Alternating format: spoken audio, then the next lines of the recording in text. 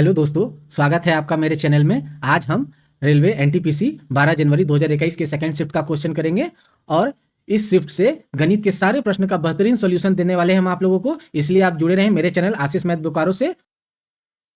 और ये है मेरा टेलीग्राम चैनल जो कि आप फर्दर अपडेट के लिए मुझे ज्वाइन कर सकते हैं। चलते हैं क्वेश्चन की ओर। प्रश्न संख्या 1 में एक दुकानदार को अपना माल क्रय मूल्य के कितने प्रतिशत अधिक पर बेचना चाहिए ताकि 25% छूट देने के बाद भी 12% का लाभ होता है। तो बोल रहा है क्रय मूल्य पर कितने अधिक अंकित करना चाहिए कि 25% छूट देने पर भी 12% का लाभ होता है। तो इसको तो बहुत तरीका है बनाने का, लेकिन अगर हम क्रय मूल्य को 100 माने, क्रय मूल्य को 100 माने तो मेरा विक्रय मूल्य कितना होगा। तो विक्रय मूल्य जो बोल रहा है 25% छूट देने पर 12% लाभ होता है, तो ये हो जाएगा विक्रय मूल्य है 112%। और मेरा अंकित मूल्य जो मानेंगे तो हम जानते हैं अंकित मूल्य पर 25% छूट देंगे यानी 75 पे बेचेंगे तो मेरा विक्रय मूल्य निकल जाता है। तो इसको अब काटेंगे, अब इसको काटेंगे 25 तिहाई 75, 25 चौके 100, तो x इजिकल टू 112 इंटू 4/3, तो 12 चौक 48, 448 हो जाएगा बटा 3, और 3 से काटेंगे, 3 एकम 3, चौके 12, 3 नवा 27, 1/3 हो जाएगा, जो कि 100 से 49 1/3 अधिक है। 100 से कितना अधिक है? 100 तो मेरा क्रय मूल्य है और 149 1/3 मेरा आ रहा है, तो ये ऑप्शन नंबर डी है। तो बढ़ते हैं नेक्स्ट क्वेश्चन की ओर।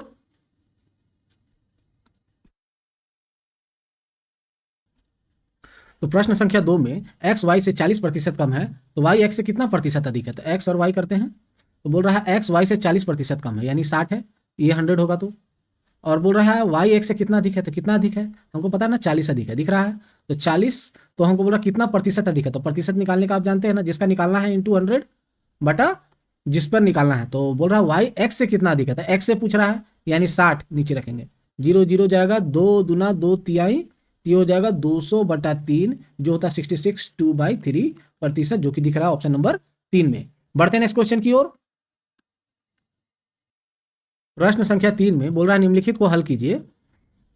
तो 2 2 ही रह जाएगा, 4 4 1 5 5 5 5 में 2 गया, ये माइनस है, तो 5 में 2 गया तो 3 हो जाएगा, 1 6 7 7 में गया 6 और 6 में 6 गया 0 हो जाएगा, ये हो जाएगा 3 3 6 4 10, और 10 में 7 2 9 घटेगा तो 1 बचेगा, जो कि हमको दिख रहा है ऑप्शन नंबर डी में। सिंपल है, जोड़ घटाना है। बढ़ते आगे नेक्स्ट क्वेश्चन की तरफ। प्रश्न संख्या 3 में यदि p इजकल टू 5 - 2√6 है तो p स्क्वायर प्लस 1/p² का मान ज्ञात कीजिए। तो हमको क्या निकालने बोला है, p स्क्वायर प्लस 1/p² का मान निकालने बोला है। तो हम p इजकल टू 5 - 2√6 है, तो 1/p निकाल लेते हैं। तो 1/p लिख सकते हैं 5 - 2√6,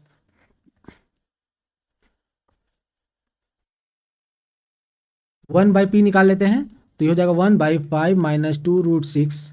इसको रेशनलाइजेशन करेंगे 5 + 2√6 से, 5 + 2√6 से, तो हो जाएगा 1/p इजिकल टू, ये 25 - 24 1 हो जाएगा, ये 5 + 2√6 हो जाएगा। तो 1/p का निकल गया 5 + 2√6, तो हम लिख सकते हैं ना p + 1/p, यानी p कितना है 5 - 2√6 और 1/p कितना है अभी निकाले 5 + 2√6 है, प्लस 5 + 2√6, तो प्लस माइनस गया, तो p + 1/p इजिकल टू कितना निकला 10 निकला। तो अब हम आगे निकाल सकते हैं ना। अब हमको पता है p + 1/p इजिकल टू 10 है। अब हम स्क्वायर करेंगे, तो p² + 1/p² plus 2 is equal to 100 हो जाएगा, ये 2 उधर जाके घट जाएगा तो 98 हो जाएगा, जो कि 98 हो जाएगा, जो कि ऑप्शन नंबर डी में है। बढ़ते नेक्स्ट क्वेश्चन की ओर।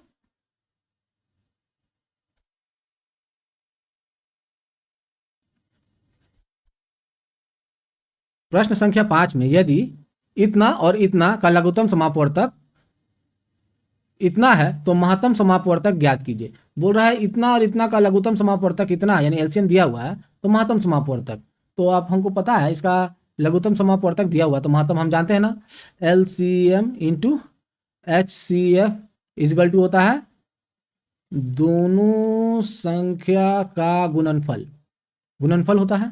तो एलसीएम मेरा कितना है 20x4 y4 इंटू एचसीएफ हमको निकालना है, तो एचसीएफ रहने देते हैं।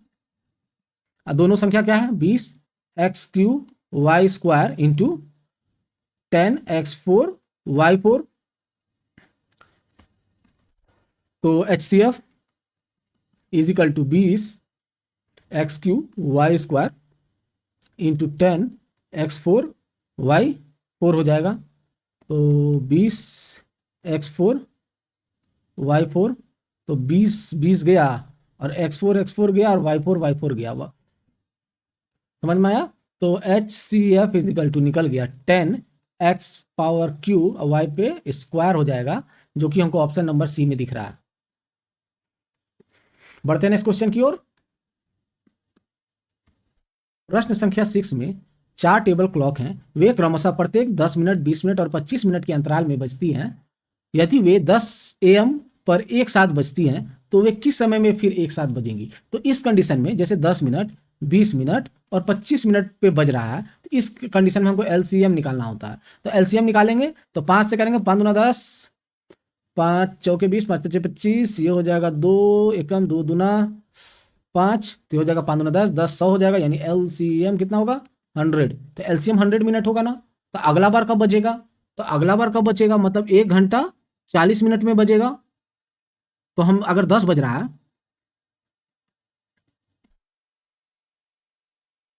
अगर 10 बज रहा है तो 1 घंटा 40 मिनट तो हो जाएगा 11 बज के 40 मिनट। चूंकि ऑप्शन में 11 बज के 40 मिनट में नहीं है, तो अब क्या करें, यहाँ एक ट्रिक है, इस पर ध्यान देने वाली बात है। जब हम 100 से, जब ये नहीं दिया हुआ है 100 मिनट ऑप्शन में नहीं है, तो हम इसका अगला गुणज निकालेंगे। तो 100 का अगला गुणज होगा 200 और उसका अगला होगा 300, तो हमेशा उसका अगला गुणज निकालेंगे। तो अब हमको पता है 200 मिनट यानी कितना होता है। अब 200 मिनट का निकालो, 200 मिनट यानी कितना होगा, तो 200 मिनट होता है 3 घंटा 20 मिनट। तो 3 घंटा 20 मिनट होगा, तो 3 घंटा 20 मिनट को ऐड करो, 3 घंटा 20 मिनट, तो 20 मिनट 10 11 12, 10 3 13 हो जाएगा, यानी 1 बज के 20 मिनट। क्योंकि 1 बज के 20 मिनट भी ऑप्शन में नहीं है, तब फिर अगला लेंगे 3 वाला। तब फिर हमको चुनना होगा 3 घंटा। 3 घंटा मतलब 60 से भाग देंगे, तो ये हो जाएगा 5 घंटा, 6 पचे 30, तो 5 घंटा हमको ऐड करना होगा 10 बजे में।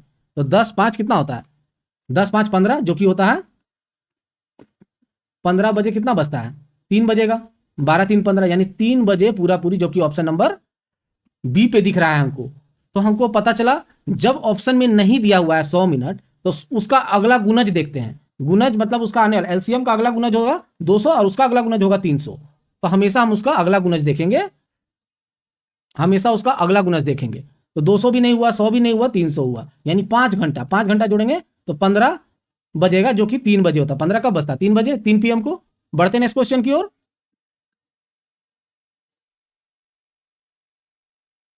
प्रश्न संख्या 7 में किसी त्रिभुज पी क्यू आर में क्यू आर को एस तक बढ़ाया जाता है। तो बनाते हैं एक त्रिभुज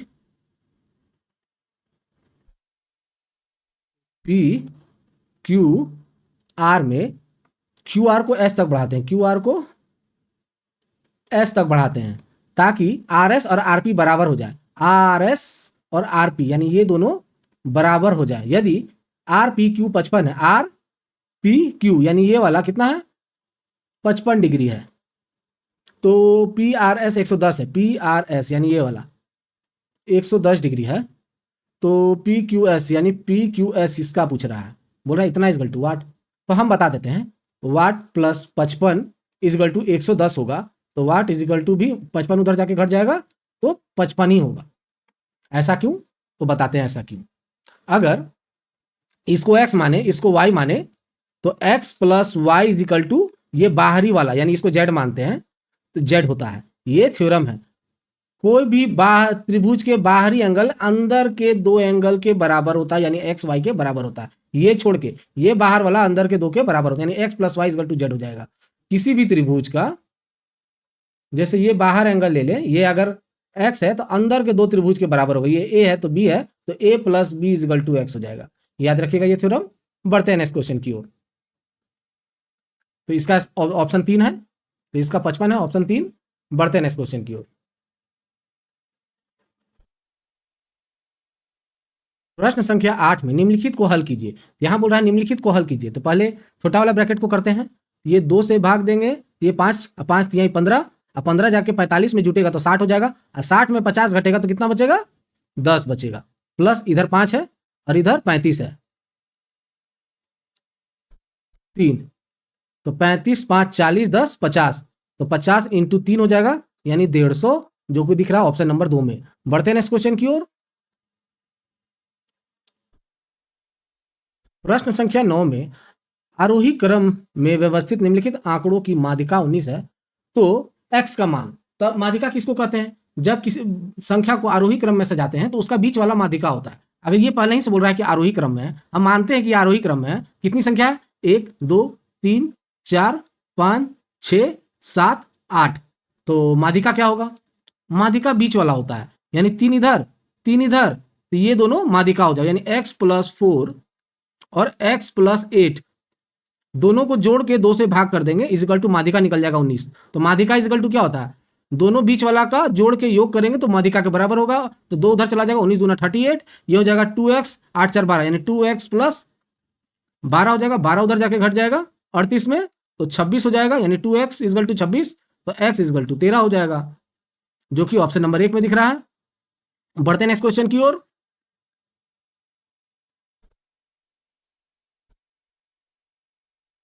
प्रश्न संख्या 10 में यदि fx x+1 और x-1 है तो f(f)(f)(2) का मान ज्ञात कीजिए। तो हम जानते हैं ना, fx मेरा दिया गया है x+1 और x-1, तो हमको क्या निकालना है? f(f)(f)(2), तो पहले हम f2 निकालेंगे, तो f2 लेंगे, तो fx इजगल टू इतना है, तो f2, तो x के जगह पे 2 रखेंगे, तो 2 + 1 हो जाएगा, 2 - 1 हो जाएगा, यानी 3/1, यानी 3 ही होगा, यानी मेरा f2 इजगल टू कितना निकला? 3 निकला। अब हमको पता है कि मेरा f2 इजगल टू 3 है, तो अब हमको निकालना है f(f)(2), अब हमको f(f)(2) निकालना है। अब f2 हो गया, अब हमको f(f)(2) यानी ये 2f वाला निकालना है, तो f(f)(2) इजिकल टू क्या होगा? तो f2 का मान अभी 3 निकाले ना, तो f2 की जगह 3 लिखेंगे, तो f(f)(2) को 3 लिख सकते हैं ना, तो f2 की जगह 3, तो ये f3 हो जाएगा, f3 निकालना है तो x की जगह 3 हो जाएगा, यानी 3 + 1 और 3 - 1 होगा, तो ये हो जाएगा 3 × 1 = 4/2, यानी कि 2 बार में कटेगा, यानी 2 निकल जाएगा। तब हम जानते हैं f और f2 का मान निकला 2, f(f)(2) का मान 2 निकला, तब हमको निकालना है f(f)(2) और f, ये निकालना है, f(f)(f)(2) निकालना है, तो हमको निकालना है f2 f f, अब हमको f(f)(f)(2) निकालना है, तो हम जानते हैं ना f(f)(f)(2) को हम f(f)(2) के जगह 2 लिख सकते हैं, तो अंदर वाला जो f(f)(2) है इसके जगह पे f2 लिखना पड़ेगा, तो हमको पता है ना f2, यानी f के जगह x के जगह 2 लिखेंगे, तो 2 + 1, तो 2 + 1 होगा और 2 - 1 होगा, तो 2 + 1 3 हो जाएगा, 2 - 1 1, यानी 3 हो जाएगा। तो हमको पता चला कि f(f)(f)(2) के जगह पे 3 आएगा, जो कि ऑप्शन नंबर डी पे दिख रहा है। कितना आएगा? 3 आएगा। बढ़ते हैं नेक्स्ट क्वेश्चन की ओर। प्रश्न संख्या 11 में 4 सेंटीमीटर त्रिज्या वाले एक वृत्त के केंद्र से 5 सेंटीमीटर दूरी पर स्थित एक बिंदु से वृत्त पर खींची गई स्पर्श रेखा की लंबाई, बोल रहा 4 सेंटीमीटर वाली त्रिज्या है, तो एक वृत्त बना लेते हैं जिसकी त्रिज्या 4 सेंटीमीटर है, और एक वृत्त के केंद्र से 5 सेंटीमीटर दूर स्थित वृत्त पर खींची गई एक स्पर्श रेखा, तो वृत्त के केंद्र से 5 मीटर दूर पर स्थित एक बिंदु, यानी एक बिंदु है यहां से 5 मीटर का दूरी पर है, 5 सेंटीमीटर का दूरी पर है, उससे एक स्पर्श रेखा खींचा जाता है, इस बिंदु से स्पर्श रेखा खींचा जाता है, तो बोल रहा है इस स्पर्श रेखा की लंबाई ज्ञात कीजिए। तो हम जानते हैं त्रिज्या मेरा दिया हुआ, तो ये क्या है? त्रिज्या है, त्रिज्या 4 सेंटीमीटर है, और एक चीज बता देते हैं, जब स्पर्श रेखा त्रिज्या के साथ मिलता है तो वो 90 डिग्री का कोण बनाता है। अगर ये 90 डिग्री है यानी ये समकोण त्रिभुज बन जाएगा। अब ये समकोण त्रिभुज है तो हम आपको दिख रहा है ना, ट्रिपलेट बनेगा 4 3 और 5 का, यानी 3 4 5 का ट्रिपलेट बन रहा है, समकोण त्रिभुज है, तो स्पर्श रेखा क्या निकलेगा? 3 सेंटीमीटर निकलेगा, जो कि ऑप्शन नंबर डी पे है। बढ़ते हैं नेक्स्ट क्वेश्चन की ओर। प्रश्न संख्या 12 में निम्नलिखित का मान ज्ञात कीजिए। यहां दिया हुआ 1 + 2 + 3 + ... 31, और फिर घटते जा रहा 30 29 ... 1 तक, तो बोल रहा है इसका योग क्या होगा, मतलब इन सबको जोड़ना है। तो इस तरह का क्वेश्चन का एक ट्रिक है, या इसको आप डायरेक्ट निकालिए या ट्रिक है, जो सबसे बड़ा संख्या है जैसे 31 सबसे बड़ा है, उसका स्क्वायर कर दीजिए तो योग निकल जाएगा। तो योग इज इक्वल टू सबसे बड़ा संख्या का स्क्वायर, तो सीधा हो जाएगा 961, जो कि दिख रहा है हमको ऑप्शन नंबर 3 पे। या फिर जो ये दूसरा सबसे बड़ा है, x into x plus one कीजिए। एक तो ये तरीका हो गया, और दूसरा हो जाएगा x into x plus one by two कीजिए योग निकालने के लिए। योग निकालने के लिए दूसरा तरीका तो 30 है, तो 30 into 30 plus one, 30 into 31 by two हो जाएगा। क्योंकि 1 से लेकर 30 तक यहाँ भी, यार 1 से 30 तक यहाँ तक है, यानी 2 बार है, तो इसको 2 से गुना करेंगे, यानी 2 2 कट गया, यानी 30 इंटू 31 अब प्लस ये 31 भूल रहे थे, ये तो ले लिए 1 से लेकर 30 तक, और ये भी ले लिए 1 से लेकर 30 तक, अब प्लस 31 को और जोड़ दीजिए, तो 31 कॉमन ले लेंगे तो बचेगा 30 प्लस 1, जो कि होता है 31 इंटू 31 से होता है ये अगेन 961 हो जाएगा। ऑप्शन नंबर सी आप इस तरह बनाइए, या डायरेक्ट इसको इसका स्क्वायर कर लीजिए, इस तरह बनाइए। दोनों बता दिए, बढ़ते हैं नेक्स्ट क्वेश्चन की ओर। प्रश्न संख्या 13 में बोल रहा 5 और 6 का अंकित मान ज्ञात कीजिए। अंकित मान वही मान होता है, मतलब कोई भी संख्या कहूं भी हो, अंकित मान 5 का 5 ही होगा, 3 का 3 ही होगा, तो अंकित मान का योग यानी 5 का 5 और 6 का 6, 6 5 11 हो जाएगा। सिंपल है, ऑप्शन नंबर डी। अस्थाई मान रहता तो दिक्कत था, अंकित मान में कोई दिक्कत नहीं है। प्रश्न संख्या 14 में 4 क्रमागत संख्याओं में से पहली 2 संख्याओं का योग और चौथी के बराबर है, तो चारों संख्याओं के योग का आधा इनमें से किसके बराबर होगा। बोल रहा है क्रमागत 4 संख्या, एक एक्स होगा, एगो एक्स प्लस 1 होगा, एगो एक्स प्लस 2 होगा, एगो एक्स प्लस 3 होगा, यही 4 संख्या होगा ना। बोल रहा पहला और दूसरा संख्या का योग चौथा के बराबर है, यानी एक्स प्लस 1 जोड़ेंगे, यानी पहला दूसरा को जोड़ेंगे तो बराबर हो जाएगा एक्स प्लस 3 के। यही बोलना चाह रहा, पहला और दूसरा का योग चौथा के बराबर है, चौथा के बराबर है। ये एक्स 2x प्लस 1 हो जाएगा, 2x plus 1 is equal to 3x plus 3 हो जाएगा। ये x इधर आ जाएगा तो x बचेगा, ये 3 उधर जाएगा तो 2 हो जाएगा, यानी x इक्वल टू 2 निकला, तो ये 2 होगा, ये एक अधिक है तो 3 होगा, तो ये 4 हो जाएगा, ये 5 हो जाएगा। तो बोल रहा है चारों संख्या का योग कहा था, तो चारों संख्या को जोड़ दो, यानी 3 2 5 5 10 4 14, और 14 का आधा बोल रहा है, तो 2 सते यानी 7 हो जाएगा, जो कि ऑप्शन नंबर बी पे दिख रहा है। बढ़ते हैं नेक्स्ट क्वेश्चन की ओर।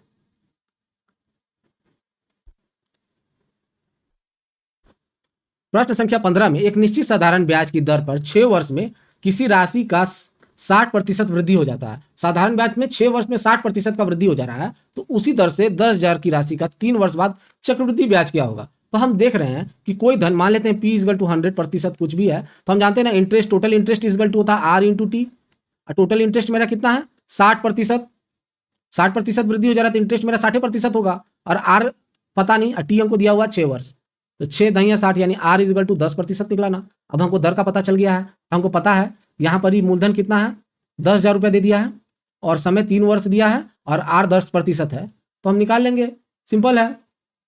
तो अब फिर बोल रहा चक्रवृद्धि ब्याज क्या होगा, तो चक्रवृद्धि ब्याज निकालेंगे तो इसको हम इस तरह निकाल सकते हैं, 331 जानते हैं ना नियम, पहले इसका 10% निकालेंगे, तो 10,000 का 10% कितना होता है 1,000 हो जाएगा, 1,000 को 3 से गुना करेंगे, और 1,000 का भी 10% निकालेंगे जो 100 होगा, 100 का 3 गुना करेंगे, अभी 100 का भी 10% 10 होगा, इसको 1 से गुना करेंगे, तो 3,000 इंटू 3 हो जाएगा 3,000 प्लस 300 प्लस 10 एकम 10, 3,310, जो कि ऑप्शन नंबर बी पे दिख रहा है।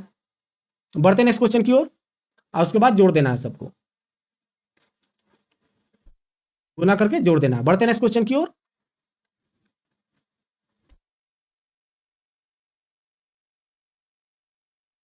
प्रश्न संख्या 16 में एक जल धारा की चाल 3 किलोमीटर प्रति घंटा है और स्थिर जल में आदमी की चाल 6 किलोमीटर प्रति घंटा है कि धारा की दिशा में 37 किलोमीटर तैरने में आदमी द्वारा लिया गया समय। हम बोल रहा है धारा का चाल हमको पता है, मान लो आदमी का चाल x है 6 किलोमीटर प्रति घंटा, धारा की चाल y है 3 किलोमीटर प्रति घंटा। अगर हम धारा की दिशा में तैरेंगे तो मेरा चाल क्या होगा, धारा की दिशा में चलेंगे तो x प्लस वाई होगा, तो मेरा चाल x प्लस वाई मतलब 6 प्लस 3 हो जाएगा, जो कि 9 किलोमीटर प्रति घंटा। धारा की दिशा में मेरा चाल क्या होता है, धारा की दिशा में अगर हम तैरे तो 9 किलोमीटर प्रति घंटा होगा। अब बोल रहा है धारा की दिशा में समय कितना लगेगा, तो समय इक्वल टू हम जानते हैं ना दूरी बटा चाल, दूरी कितना है 37 किलोमीटर दिया हुआ है, तो हम 37 किलोमीटर लेंगे। चाल धारा की दिशा में हमको पता है ना 9 किलोमीटर होगा, तो यहाँ 9 लेंगे, तो 9 चौके 36, 1/9 घंटा समय लगेगा, घंटा, जो कि हमको दिख रहा है ऑप्शन नंबर 2 में। बढ़ते हैं नेक्स्ट क्वेश्चन की ओर।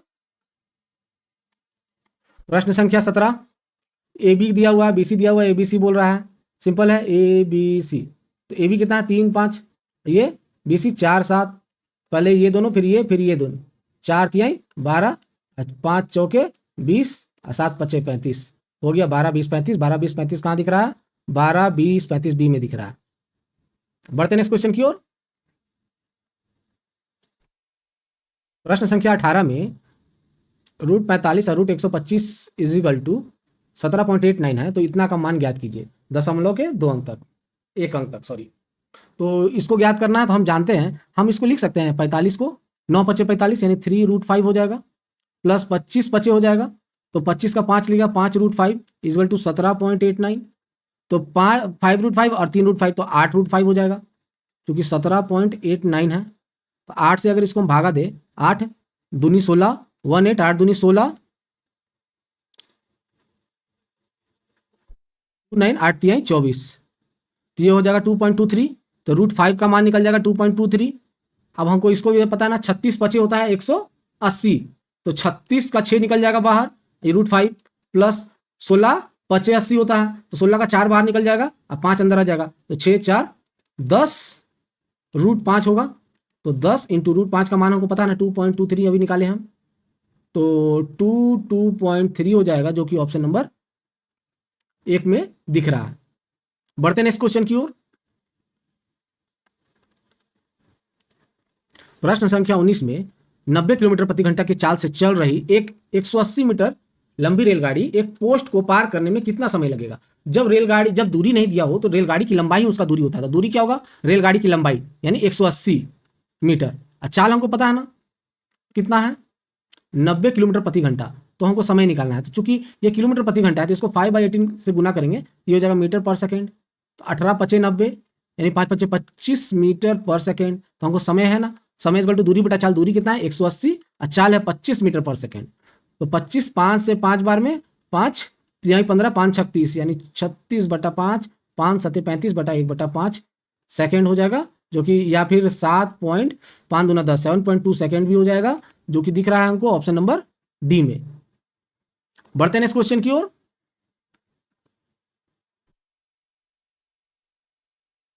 प्रश्न संख्या 20 में बोल रहा है कि ये संख्या को इसमें से किस रूप में लिखा जा सकता है। ये संख्या दे दिया, क्या दे दिया है? देखो एक चीज इस पर ध्यान देने वाली बात है, तो 1.236567657, तो देखो 1.23 ठीक है, 657 और 657 रिपीट हो रहा है, तो हम जानते हैं ना 1.23 और 657 को रेकरिंग लग जाएगा, जहां से संख्या रिपीट होता है उस पर रेकरिंग लग जाता है, तब तो हम इसको लिख सकते हैं ना। तो रेकरिंग का क्या होता है, जिस पर रेकरिंग है उसका 9 उतरेगा, प्लस 1 2 3 6 5 7 रेकरिंग का 9, अब बाकी का 1 2 जीरो उतरेगा, और -1 2 3 घटा देंगे, 1 2 3 घटा देंगे, तो हो जाएगा 1 2 3, ये 4 बचेगा, 5 में से 2 घटेगा 3 बचेगा, 6 में से 1 घटेगा 5 बचेगा, बटा 99900, जो कि ऑप्शन नंबर सी पे दिख रहा है। इसको इस तरह भी बनाता है बहुत कोई, इस तरह कर देगा 1.23657 और 9 पे 00 हो जाएगा, -23 घटाएगा, तो भी तब निकलेगा 1 पूर्णांक,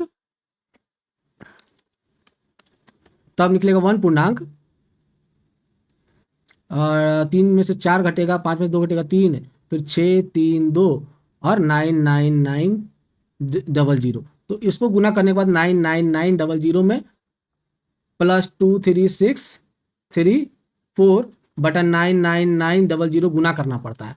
इतना जो गुना करना पड़ेगा ना, उसमें 1 को भी साथ में ऊपर रखो, लेकिन 1 का ऊपर रखना है, और प्लस इसका 3 9 उतरेगा और इसका 2 0 उतरेगा, इसका पॉइंट के पहले वाला का कुछ नहीं उतरेगा, और उतना ही घटा दो तो भी आंसर वही आएगा।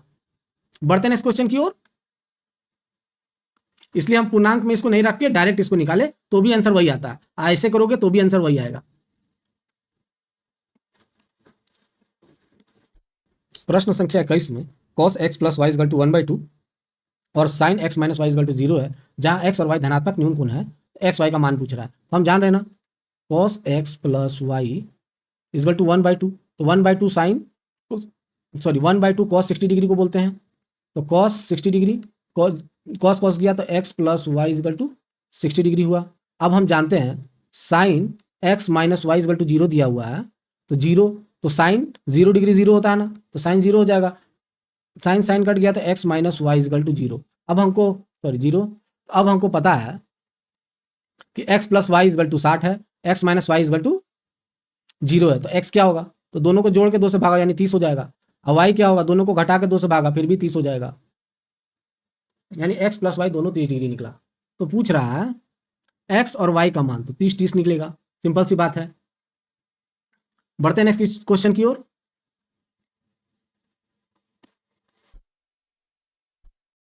प्रश्न संख्या 22 में यदि 11वें पद और 18वें पद का अनुपात दिया हुआ है 2:3, इसके प्रथम 5 पदों का योग और प्रथम 10 पदों का योग का अनुपात पूछ रहा है, यानी आंसर अनुपात में पूछ रहा है, याद रखना। तो अनुपात है, बोल रहा है 11 पद और 18 पद का अनुपात है 2:8। तो हम लोग जानते हैं ना Tn का formula a plus n minus 1 into d होता है। ए प्रथम पद हो गया, एन पदों की संख्या, डी सार्वंतर होता है एन। तो अगर हम इसको 2x और सॉरी आंसर में, जब आंसर अनुपात में ही निकालना है तो एक्स मान के क्या फायदा, आंसर तो अनुपात में ही निकालना है। तो Tn, तो अब हमको पता है Tn, अगर हम 11वें पद ले तो Tn मतलब 11वां पद 2 है, तो यहाँ Tn की जगह 2 लेंगे। प्रथम पद a प्लस एन माइनस 1 यानी 11 माइनस 1, 11 माइनस 1 यानी 10 डी हो जाएगा, ये इक्वेशन 1 बनेगा। और 18वां पद ले तो 18वां पद 3 है, तो 3 यानी Tn हो जाएगा 3 equal to a plus 18 minus 1 मतलब 17 डी हो जाएगा, 17 डी, ये हो जाएगा ऑप्शन 2।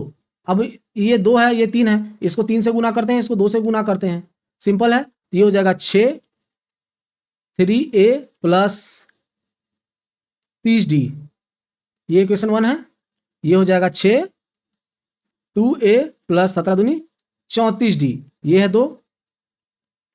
अब देखिए यहाँ 6 बराबर इतना, इक्वेशन 1 6 बराबर इतना, तो हम लिख सकते हैं 3a प्लस 30d बराबर है 2a प्लस 34d के, क्योंकि इतना बराबर भी 6 है और इतना बराबर भी 6 है, तो दोनों बराबर कर सकते हैं ना।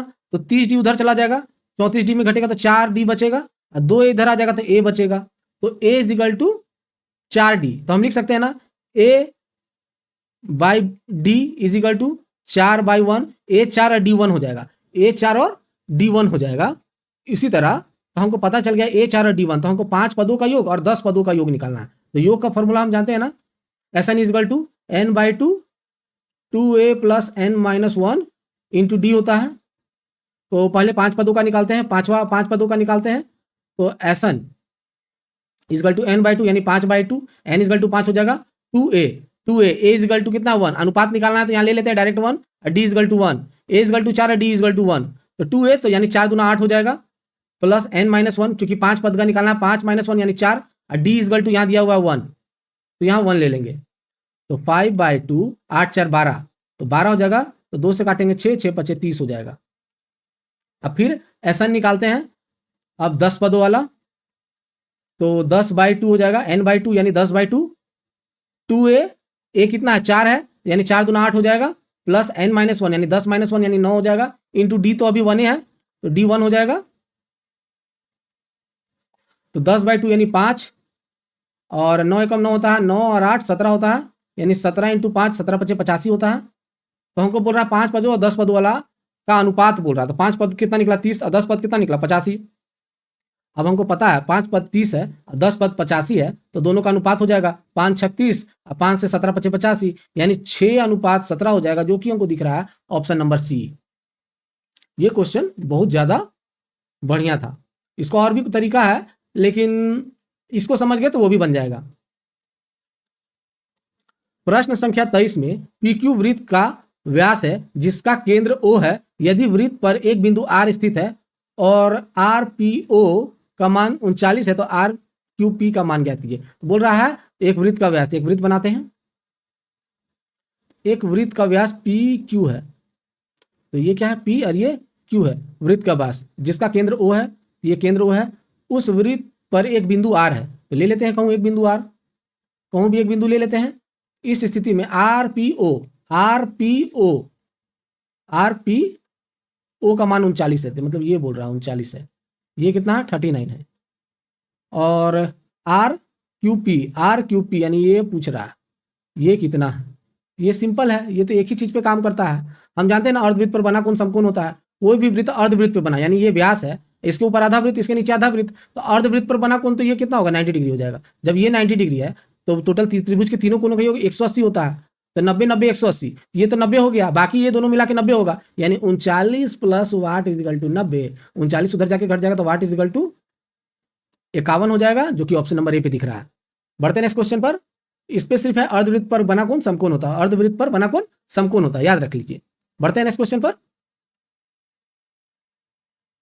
प्रश्न संख्या 24 में x प्रक्षेप का माध्य m है, यानी x प्रक्षेपों का माध्य m है। यदि दो प्रक्षेपण 0 और m को इसके साथ शामिल किया जाता है तो नया माध्य क्या होगा। तो हम जानते हैं x प्रक्षेपण का माध्य जो है ना m है, तो योग क्या होगा, तो हम जानते हैं ना औसत इज इक्वल टू, औसत का फॉर्मूला हम लोग जानते हैं, लिख देते हैं राशियों का योग बटा राशियों की संख्या। तो हम योग निकालने के लिए औसत को संख्या से गुना करेंगे तो योग निकल जाएगा। तो हमको क्या है, मेरा संख्या ये है, औसत ये है, तो एक्स एम हो जाएगा मेरा योग। तो हमको पता है मेरा योग कितना हुआ, एक्स इंटू एम, यानी एक्स एम। अब बोल रहा है कि इस योग में दो प्रक्षेपण को जोड़ा जाए, यानी 0 और m को, तो प्लस 0 प्लस m को जोड़े तो क्या होगा नया योग, तो एक्स एम, 0 का तो उतना ही होगा, m ही होगा, एक्स एम प्लस m हो जाएगा। तो अब बोल रहा है अब तो नया योग ये निकला, बोल रहा अब बोल रहा है कि तो नया माध्य क्या होगा, तो नया माध्य, तो माध्य इज इक्वल टू राशियों का योग बटा औसत। तो योग नया कितना है, एक्स एम प्लस एम बटा, अब राशियों की संख्या, तो राशियों की संख्या पहले x था, संख्या कितना था पहले x था, अब दो संख्या बढ़ गया 0 और m, तो दो संख्या अब और बढ़ गया, दो संख्या बढ़ा, यानी अब नया संख्या हो गया x प्लस 2। तो माध्य इज इक्वल टू राशियों का योग बटा राशियों की संख्या, तो नया संख्या क्या x प्लस 2, तो m को अगर कॉमन ले ले तो हो जाएगा x प्लस 1 और नीचे x प्लस 2 तो था ही, तो ये हो जाएगा option number D, m into x plus 1 by x plus 2, दिख रहा है ऑप्शन नंबर डी में। बढ़ते हैं नेक्स्ट क्वेश्चन की ओर।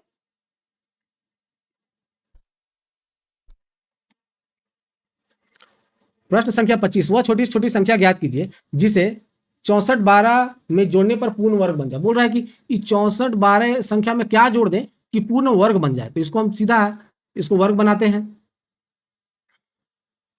तो दो दो संख्या लेते हैं, 8 8 64, 8 8 64 कट गया, 12 आया, 8 8 16, अगर एक बार में भी लेते हैं तो 161 आएगा, तो 161 आएगा, तो 12 में क्या जोड़ दें तो ये पूरी पूरी कट जाए, यानी 81 का स्क्वायर हो जाएगा, एक बार 8 है एक बार 1, तो हम 12 में क्या जोड़ दें, तो 161 करने के लिए 12 में क्या जोड़ना है, तो 12 घटा के देख लेते हैं, तो 11 में 2 जाएगा 9, 5 में 1 जाएगा 4, यानी इसमें 149 जोड़ दें तो ये भी 161 हो जाएगा, पूरा पूरी कट जाएगा, यानी 81 का स्क्वायर हो जाएगा।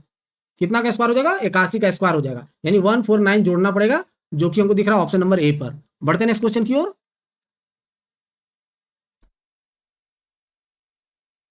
प्रश्न संख्या 26 में यदि ऋचा की आय मीना की आय से 9.1/11 अधिक है तो मीना की आय ऋचा की आय से कितना कम है। तो बोल रहा है ऋचा यानी आर, मीना यानी एम ले लेते हैं, तो ऋचा की आय मीना की आय से 9 11 इतना अधिक है, तो इसका एक है 100 है, तो इसका 100 प्लस 11 999 प्लस 100 100/11 हो जाएगा, तो 1100 और एक 1200/11 100, तो 2020 गया, ये 11 इधर चला जाएगा तो 12:11 हो जाएगा। यदि मीना की आय ऋचा की आय से कम है तो मीना की आय ऋचा की आय से कितना प्रतिशत कम, यहाँ प्रतिशत छूट गया, कितना प्रतिशत कम है, यहाँ प्रतिशत में आंसर दिया हुआ है, तो हम देख लेते हैं। तो मीना की आय कितना कम है, दिख रहा है एक कम है, ये 12 है कि 11 है, तो मीना की आय ऋचा की आय से, ऋचा कौन है 12, यानी एक कम है, तो प्रतिशत निकालने का फॉर्मूला है ना, जिसका निकालना है इंटू 100 बटा जिस पर निकालना है, तो ऋचा मीना की आय ऋचा की आय से मतलब 12 से, तो हो जाएगा 4 यहीं 12 और 4 25, यानी 25/3, 3 8 24 1/3 प्रतिशत, जो कि हमको दिख रहा है 3 8 24 1/3, मतलब 8 1/3 मतलब 3 चौके 12 और 4 तिहाई 12, यानी 1/3 इसी में आ रहा, ऑप्शन नंबर सी है। बढ़ते हैं नेक्स्ट क्वेश्चन की ओर।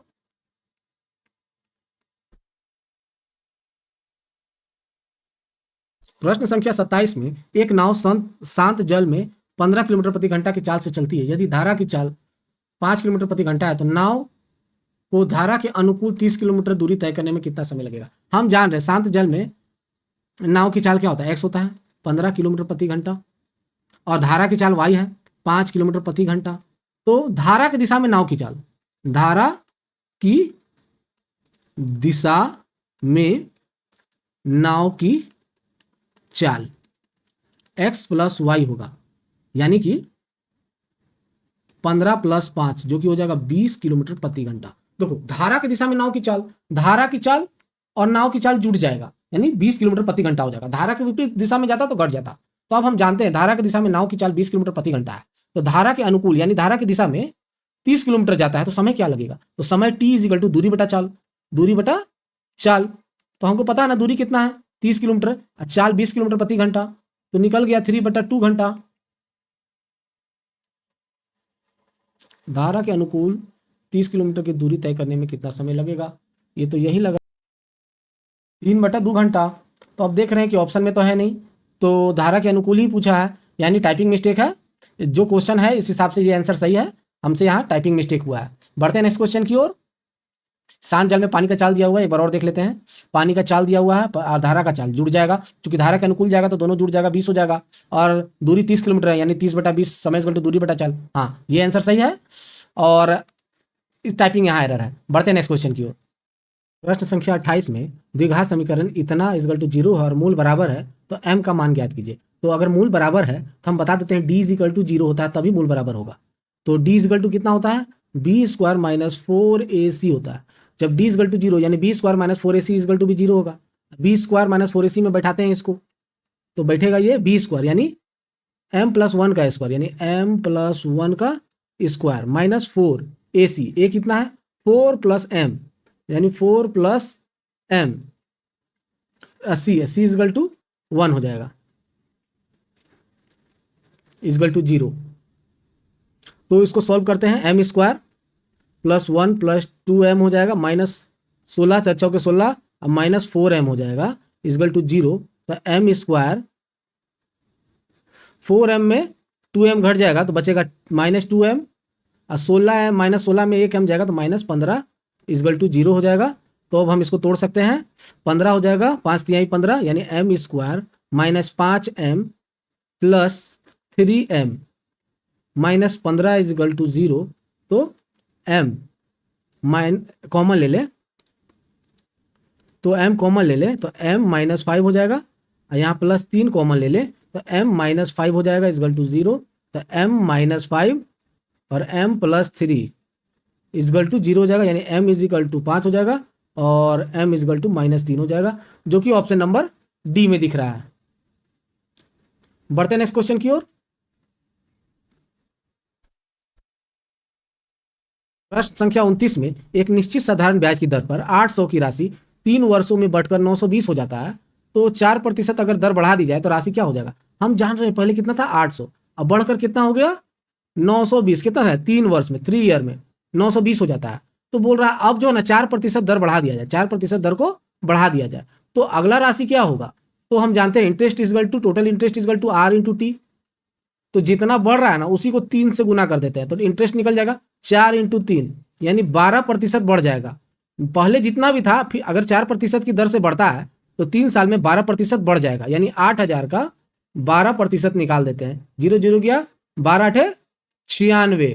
तो आप कह सकते हैं कि 96 बढ़ जाएगा, 12% बढ़ रहा था जो कि 96 है, यानी 96 बढ़ जाएगा, यानी 920 में 96 जोड़ देते हैं तो 6 9 2 11 10 116 हो जाएगा, जो कि ऑप्शन नंबर सी में दिख रहा है। बढ़ते हैं नेक्स्ट क्वेश्चन की ओर। प्रश्न संख्या 30 में यहां दिया गया है sin 3x - 20 equal to cos 20 - 3y, तो x - y निकालना है। सिंपल है, तो sin 3x - 20, अब साइन को cos को साइन में चेंज करने के लिए 90 - थीटा करना पड़ेगा, यानी sin 90 - थीटा, माइनस यानी -20 हो जाएगा, ये माइनस माइनस प्लस 3y हो जाएगा। तो sine minus theta cos theta ही होता है, साइन माइनस थीटा यानी कॉस थीटा, तो साइन साइन कट गया, तो हम 3x - 20 इजिकल टू 90 में 20 घटेगा तो 70 हो जाएगा, प्लस 3y, 20 इधर आ जाएगा तो 70 में घट जुट जाएगा तो 90 हो जाएगा, और 3y इधर आ जाएगा तो 3x - 3y हो जाएगा, तो 3 कॉमन ले लेंगे तो x - y हो जाएगा इजिकल टू 90। अब 3 से काटेंगे 30 × 3 = 90 होता है, यानी x minus y equal to 30 आ जाएगा, वही निकालना था, x minus y equal to 30, जो ऑप्शन नंबर 1। बढ़ते नेक्स्ट क्वेश्चन की ओर। प्रश्न संख्या 31 में दी गई तालिका का अध्ययन कीजिए और नीचे दिए गए प्रश्न का उत्तर दीजिए। बोल रहा है भारतीय राज्य में वार्षिक वर्षा सेंटीमीटर में हो रहा है।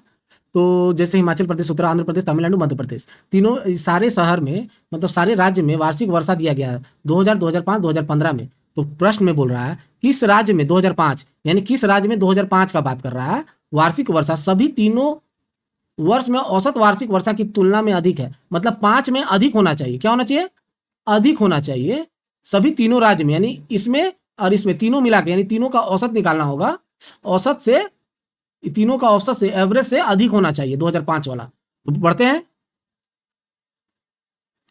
तो औसत 110, 90, 200, 200 और 150 हो जाएगा 350/3। इसका औसत कितना निकलेगा? 3 एकम 3 एकम 3 2 0, 3 6 18, लगभग 116 होगा। अब इसका निकालते हैं। 120, 90, 210 और 210 80, 290, 295, इसका होगा 295/3। इसका निकलेगा 2 9 27, 25 3 8 24, तो लगभग 98 हो जाएगा इसका औसत। इसका औसत दिखते हैं 80, 8 2 16 17, 170 और 65, 223, 235, 35/3 से भाग देंगे। इसका निकलेगा 3 7 21 25 3 8 24, 78 हो जाएगा इसका औसत। तमिलनाडु 130, 130 60, 190 5 195, तो 195 हो जाएगा इसका। 3 से भागें, 3 6 18 और 3 5 15, और इसका हो जाएगा 150, 90, 240, 340, 355, 355। तो इसका 3 से भागा देंगे, 3 एकम 3 एकम 3 25 3 8 24। तो हम अब देख रहे हैं, अब हमको सबका औसत मिल गया है। तो हिमाचल प्रदेश का औसत कितना है? 116। तो बोल रहा है 2005 में वार्षिक वर्षा तीनों वर्ष की औसत वार्षिक वर्षा की तुलना में अधिक होना चाहिए, मतलब 2005 में अधिक होना चाहिए। तो इसका 116 है ना, तो इसका कितना है? 116 है। अधिक है क्या? नहीं है, यानी ये नहीं होगा। इसका कितना है? 98 है। 98 है, 2005 वाला अधिक होना चाहिए, है क्या? नहीं है, ये भी नहीं होगा। हाँ, आंध्र प्रदेश, आंध्र प्रदेश का इसका 78 है, ये भी अधिक है क्या? नहीं है, ये भी नहीं होगा। तो ये भी अधिक होना चाहिए। इसका 65 है, हाँ ये अधिक है, यानी तमिलनाडु इसका आंसर होगा। और ऑप्शन में यहाँ आंध्र प्रदेश दिया हुआ है, ये थोड़ा गलत है, क्योंकि हम बना सही रहे हैं, तो थोड़ा टाइपिंग एरर है या फिर क्वेश्चन गलत है। इसका तमिलनाडु होगा, यानी ई, तमिलनाडु, तमिलनाडु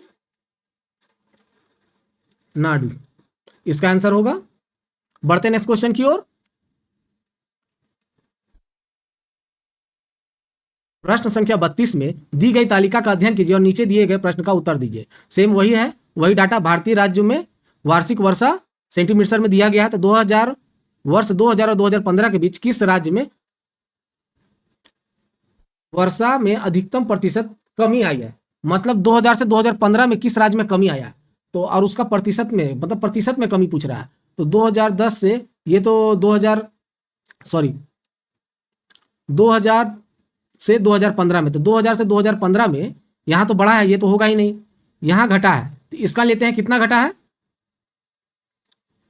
30 घटा है, इंटू 100/120, 0 0 गया, 3 चौके 12, 25% घटा है। ये 90 से 80 हुआ, ये 10 घटा है, तो इसका भी ले लेते हैं। 10 इंटू 100/90, ये गया 11.1/9 होता है।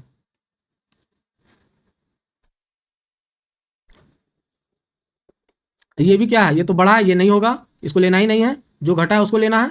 ये 150 से 115 हुआ, कितना घटा? 35 घटा है। 35 इंटू 100/150, 50 तिहाई, 50 दूना 35 दूना 70/3, 3 दूना 6, 3 दूना 6 हो जाएगा 10, 3 तिहाई 9। यानी सबसे अधिक बोल रहा है प्रतिशत में कमी आया है, तो ये 25% सबसे अधिक कमी दिख रहा है, जो कि उत्तर प्रदेश होगा, जो कि ऑप्शन नंबर सी में दिख रहा है। बढ़ते नेक्स्ट क्वेश्चन की ओर।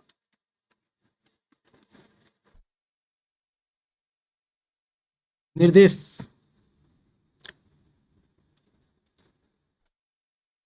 प्रश्न संख्या 33 में दी गई तालिका का अध्ययन कीजिए, नीचे दिए गए प्रश्न का उत्तर दीजिए। भारतीय राज्यों में अनाज का उत्पादन लाख टन में दिया गया है, यानी 2015 से 18 में लाख टन में दिया गया है, ये राज्य है। तो 2015 से 18 के बीच किस राज्य में अनाज उत्पादन में अधिकतर परिवर्तन हुआ है?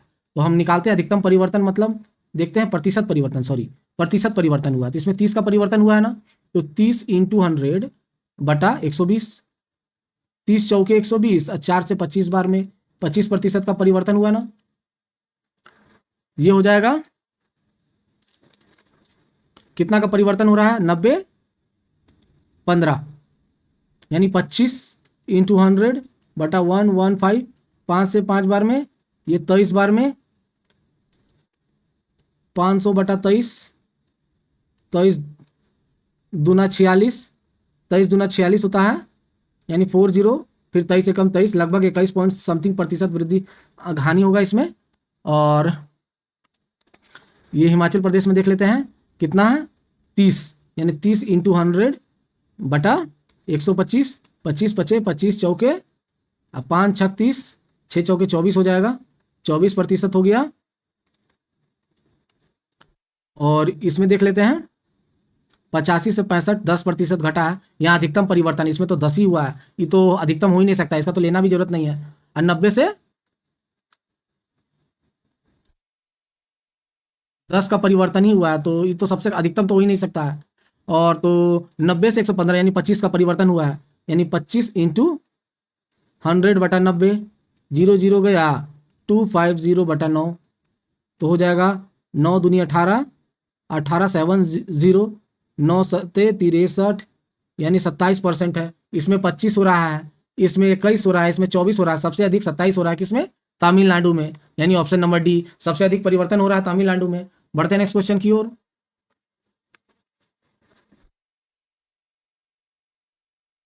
प्रश्न संख्या 34, वह संख्या ज्ञात कीजिए जिसमें उसी संख्या का 14 गुना जोड़ने पर